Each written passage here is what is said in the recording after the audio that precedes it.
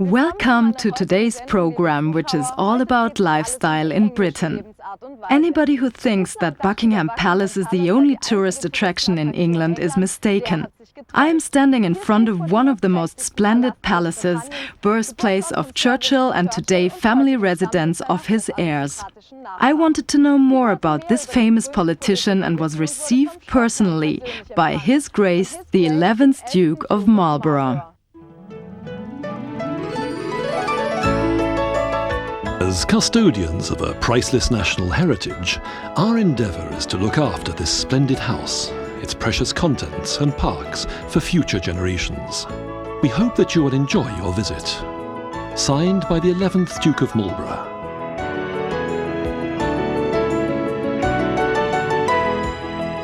We still have some time. The Duke of Marlborough has let us know through his private secretary that he'll receive us this afternoon in his private chambers. The flag has been hoisted, a sign that tells us that the Duke is staying in the palace. The gigantic proportions of the building itself, which alone cover 3 square kilometres, means that it's impossible to see all of Blenheim Palace at one go. Yet the colourfully illustrated guide provides us with directions, and we begin our exclusive tour in the dining room, which is only used at Christmas by the family.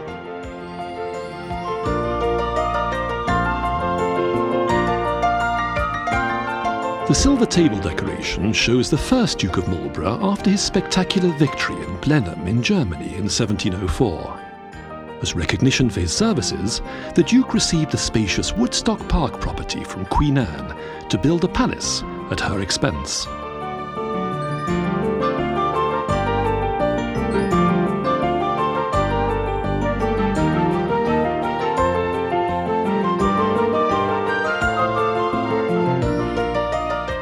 The Romney above the fireplace in the green salon with a portrait of the 4th Duke is as famous as the mantilla painting of Sarah, the First Lady of the house. It's almost impossible to count all the ancestors of today's Duke, John George Vanderbilt Henry Spencer-Churchill. Even in the Red State apartment, his grandparents, Charles and Consuela, a Vanderbilt by birth, look down to check that their grandson is carrying on the century-old tradition the way they want. And then, at last, the moment has arrived. The 11th Duke of Marlborough will receive us now.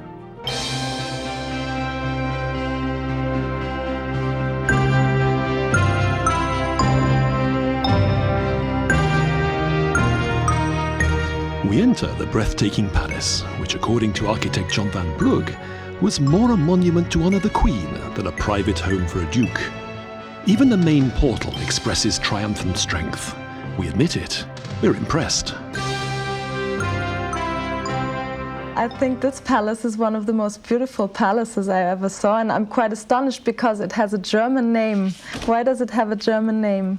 Well, that's because of the victory that my great ancestor, the first Duke of Marlborough, defeated the French at the Battle of Blenheim, and that is why this house is known as Blenheim Palace. Have you been in Germany before? Oh yes, I've been in Germany, and I have been to Mendelsheim once, and of course if I'm around in 2004, it will be the 300th anniversary of the Battle of Blenheim. Winston Churchill, actually, Sir Winston Churchill was born here. How come that he was born here? Well, Sir Winston Churchill's mother was staying here at the time, and there are 2 theories. One is that she was in a carriage and she was bouncing over the rough ground, and that brought the baby on.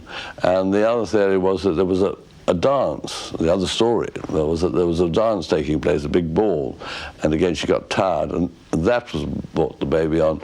Anyway, my father wrote to Sir Winston and asked him which of the 2 sides of the story is the correct one, and he said, although I was present on that occasion, I cannot recall the facts leading up to it. Which was rather charming.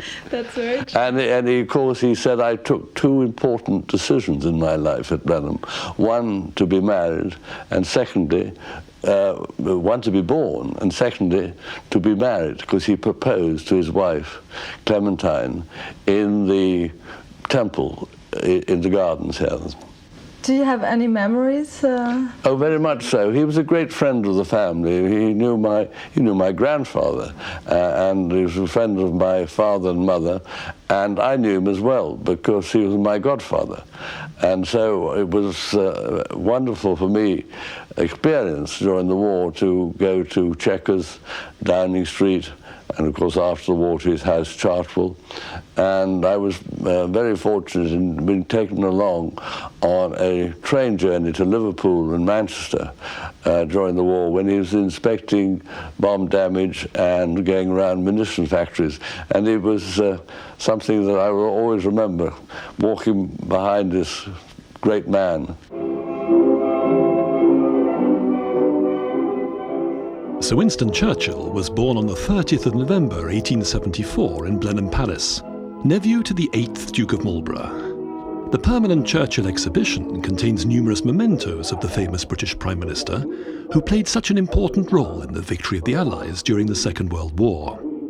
The late 10th Duke of Marlborough wrote about him, "Despite the fact that before my birth he was the rightful heir to the title, I doubt that he ever yearned after the position.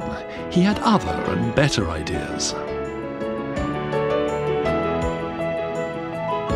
We have a little museum of all his memorabilia and his siren suits, lots of pictures of what took place during his life. And it's a lovely exhibition, and people very much enjoy going through this exhibition. If he hadn't known it beforehand, the visitor to Blenheim Palace soon learns that Churchill was also an extremely talented painter. Numerous paintings by Sir Winston Churchill were inspired by the surroundings here, including a heroic motif contained in a scene on the tapestry hanging in the second state chambers. Are any of Churchill's descendants particularly well known? His only son died before he did, but he's got a grandson, of course, Mr. Winston Churchill, who is a member of Parliament at the moment. Is he a good politician? Well, that's for other people to judge. I mean, he's been relatively successful. He's never had any major post, though, in the government of this country. And when tourists come here, do you show up sometimes, or? Well, I go about my normal daily routine duties, whatever I have to be doing on that particular day, and if I run into them, and they recognize me, I say, "Hello, hope you enjoyed yourself," and normal.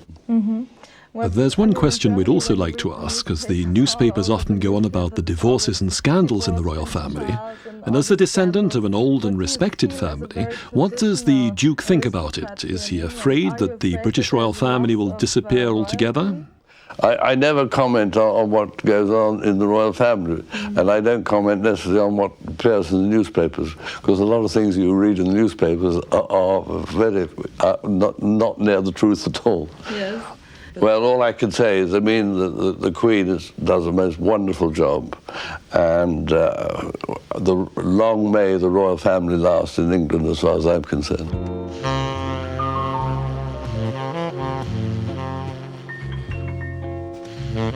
Except for the winter months, Blenheim Palace is open to the public all year round. The usual approach to this gigantic estate goes through the historic location of Woodstock, past the church and small sleepy shops that existed in grandmother's time. And it's here, just 1 hour from London and just a few kilometres from Oxford, that we take up lodgings at the Feathers, a romantic hotel with an enchanting country-style interior, first-class service, and an internationally renowned cuisine.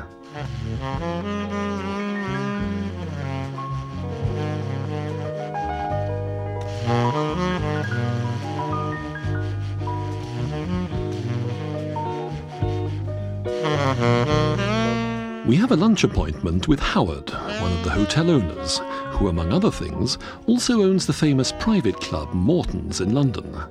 Their gourmet temple here in Woodstock, however, is a real insider tip for the weekend. The hotel was built in the 17th century, and we pride ourselves on our attention to detail, and in particular the food. The food, by everybody else's account, is extraordinary. And we have a very romantic hotel. All the rooms are individual, and we have burning log fireplaces, and we have original antiques, and it all fits very much into the keeping of the town. the town of Woodstock, and you look out the windows and you see Blenheim Palace, and the streets and the little buildings are all built out of Cotswold stone, and the feathers sit in the middle. Mm-hmm. And so where did you find your great cook? David Lewis. He, before he came to cook with us, he was the chef at Hambledon Hall, and he was the sous chef to Nick Gill, who was awarded 2 Michelin stars. This one is pot roasted guinea fowl with broccoli and tapenade and parmesan. That's very and good. Here we have fillet of red mullets with roasted Mediterranean vegetables and crispy fried leeks.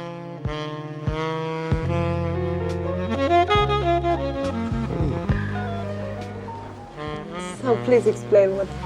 Right, we have a twice-baked chocolate souffle with fresh strawberry compote, warm maple syrup tartlets with white chocolate ice cream, and individual rum and raisin cheesecake with banana and lime chutney. Thank you very much. Thank you. Thank you. Well, this is a mouth-watering sight, isn't it? A small cognac to finish off, or would you prefer a good coffee with the hotel's own petit fours? Everything's been prepared for you in the comfortable drawing room. There's no time for an afternoon nap because we're expected. Just a few steps away from the hotel is an elegant home interiors establishment run by Lady Henrietta Spencer-Churchill, the eldest daughter of the 11th Duke of Marlborough. The small shop is enchanting and contains all those charming little items with which the local gentry love to decorate their country houses.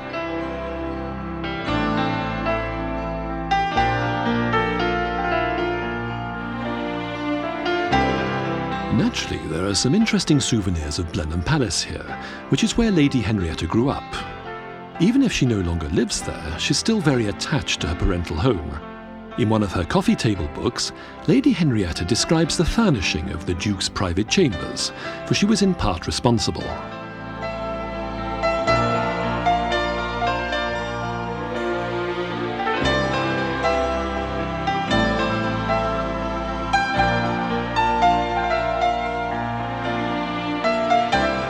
You can really have a good rummage around in Woodstock design. Look for something that you fancy, and perhaps you'll find some typical English accessories for your own home.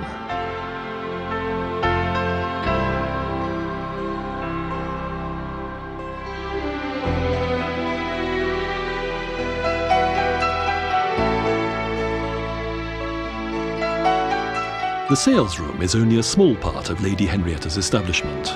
Her own creative work as an interior decorator is done behind the scenes, or also on location in the houses of her international clientele. Many customers, however, come to Woodstock in order to select from the classic elegant designs of her materials, some of which she's designed herself. We have many different fabric collections. Noblesse oblige, and so the daughter of the 11th Duke of Marlborough was clever enough to design a material collection which reflects the tie to her stately parental home, the Blenheim Garden Collection. You're raised up in a beautiful palace, Blenheim Palace, and I just see you have a beautiful Blenheim Garden Collection here. Is there a special history behind it? Well, this particular collection was actually inspired by some watercolours, which one of my ancestors painted in the 18th century. I have a few examples here. She was called Susan Blandford at the time. It was before she became the 5th Duchess of Marlborough. And she painted, in those days as a hobby. I think young ladies were encouraged to carry out these talents they supposedly had hidden away. And one of them here being Clementine, which was based on that particular print. And this was named after Winston Churchill's wife. Then another one of my favourites is this one, which is Rosamond, Morning Glory we call this, and that was based on that particular print. And then I have another one which is also a great favourite of mine and very popular, which is called Consuelo, and that was named after the 9th Duchess of Marlborough, who was the American Consuelo Vanderbilt. Probably like every visitor, we revel in the colours and patterns. There's something here for everyone.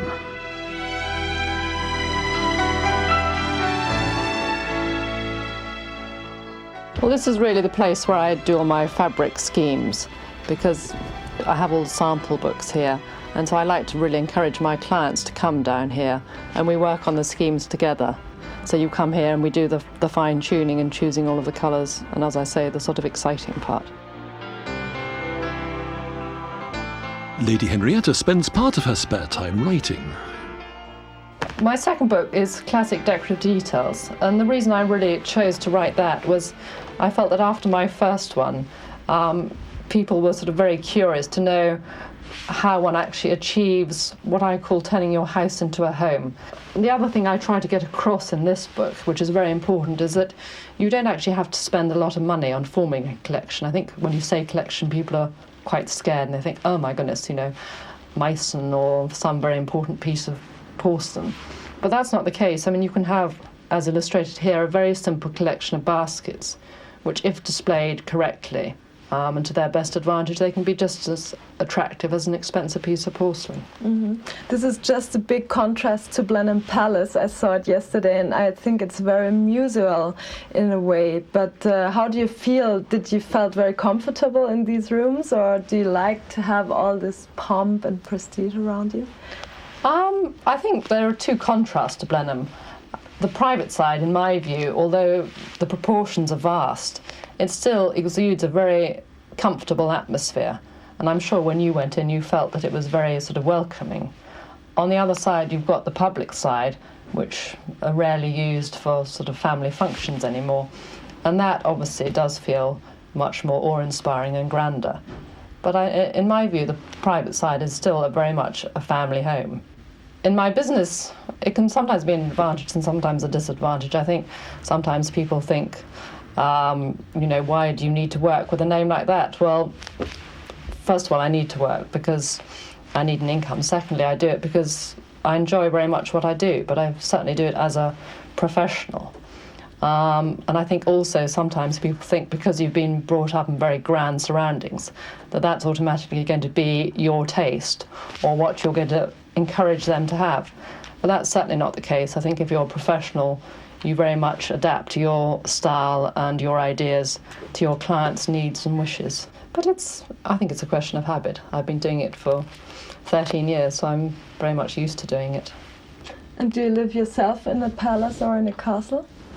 No, I actually have my own farmhouse, which is about 4 miles away. It's on the Blenheim estate, but outside the park.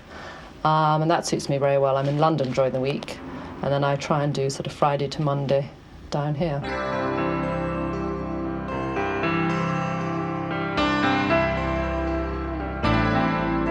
It's pretty hard to believe the daughter of the 11th Duke of Marlborough lives extremely modestly, but she wants it that way. She lives in a perfectly simple rural environment, bringing up alone her 2 sons, who are at school with Prince William at Eton.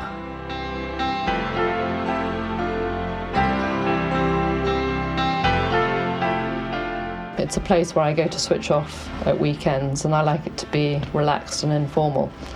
And so I have some of my own fabrics there, and it's a farmhouse with matting on the ground, and really, somewhere where I don't mind if the dogs come in with dirty feet or the children come in with dirty feet.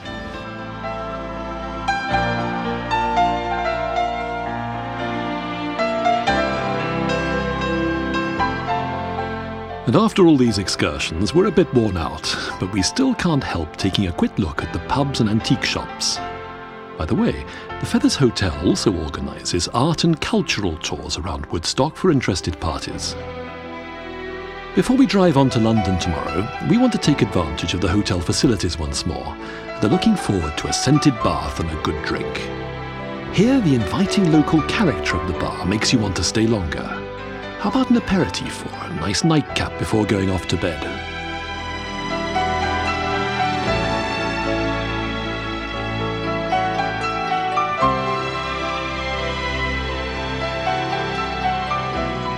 Treat yourself to a cosy weekend in the country, perhaps as a weekend break during your next trip to London. Enjoy the excellent hotel cuisine and follow Churchill's trail through Blenheim Palace. Visit Oxford, or just stay in bed and revel in doing nothing. One thing's for sure, a romantic weekend in Woodstock for those in love or wanting to fall in love is a truly unforgettable experience.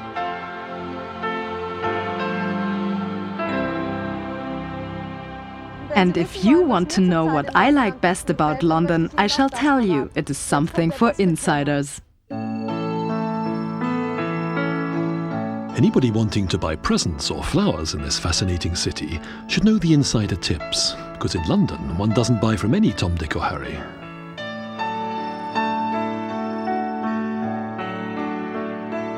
If you buy your magnificent bouquet from Moyses Stevens, then you really make your present very special, because it's here in Sloane Street in the Artists' Quarter of Chelsea that the entire royal family orders their flowers.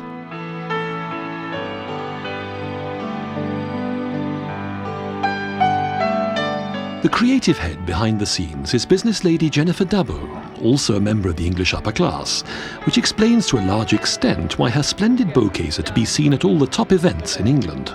It had the Queen Mother's royal warrant before, but we do other royal work as well, because, you have to be very security conscious. You can't deliver to embassies and palaces unless you have proper security passes, etc., etc.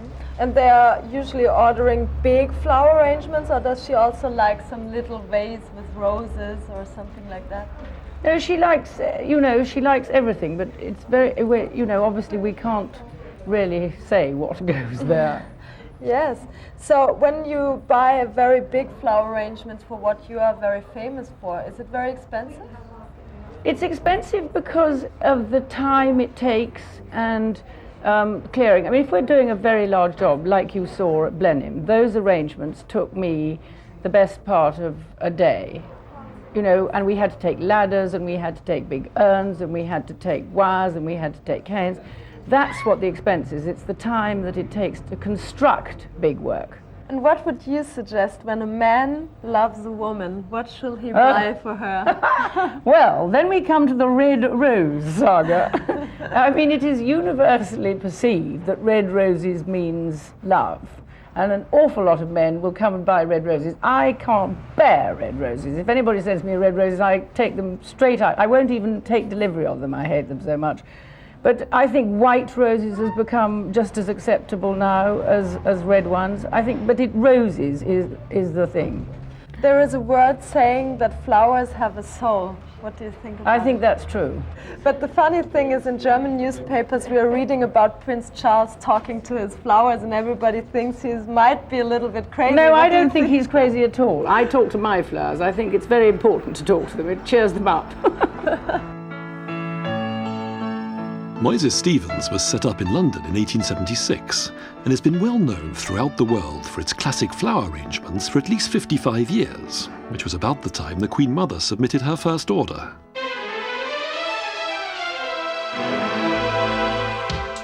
Our next feature is about somebody who can also boast of having royal clients. Yet the hats of Philip Treacy are not only fashionable in London.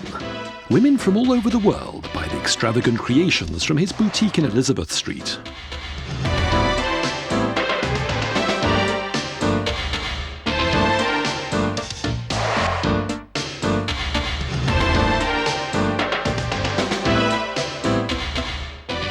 I'm actually just trying to show the extremes of hat making as a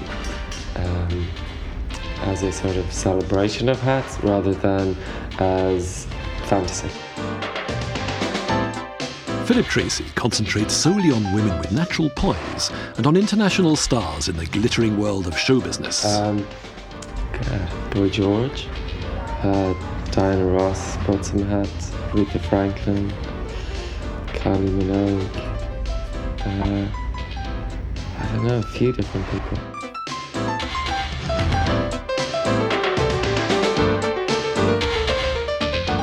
Since Karl Lagerfeld put Philip's hats on the catwalk, the young milliner's name has become well known in the business. Leading designers and fashion magazines queue up for the attention of the shooting star. The red-haired man from Ireland gathers his inspiration from all kinds of areas and adds to his creation whatever happens to catch his eye.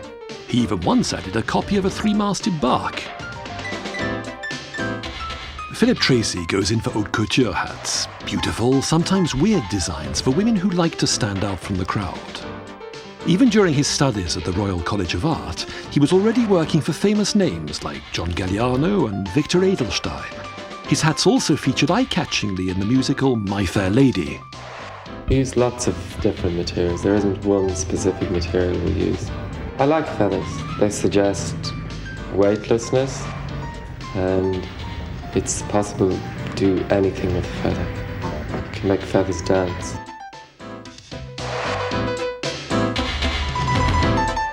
The craziest thing about Treacy's hats is that you can actually wear them, wrote the Times.